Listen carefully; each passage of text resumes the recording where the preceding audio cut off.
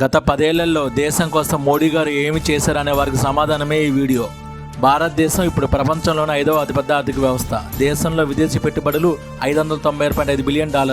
జాతీయ రహదారులు 146,145 కిలోమీటర్లు, దేశంలో మెట్రో నగరాలు 20, మెట్రో విస్తీర్ణం 905 కిలోమీటర్లు, దేశంలో మెడికల్ కాలేజీల సంఖ్య 706, యూనివర్సిటీల సంఖ్య 1168, దేశంలో మెడికల్ సీట్లు 108,940, ఐటీఆర్ ఫైల్ చేస్తున్న వారు 7.78 కోట్లు, ఎల్పీజీ కలెక్షన్ ఉన్న ఇళ్లు 31.4 కోట్లు, స్టార్టప్ల సంఖ్య 114,000కు పైగా, యూనికార్న్ల సంఖ్య 110కి పైగా, డిజిటల్ ట్రాన్సాక్షన్ల సంఖ్య 12,735 కోట్ల పైగా, ఎలక్ట్రానిక్ ఎక్స్పోర్ట్స్ $22.7 బిలియన్,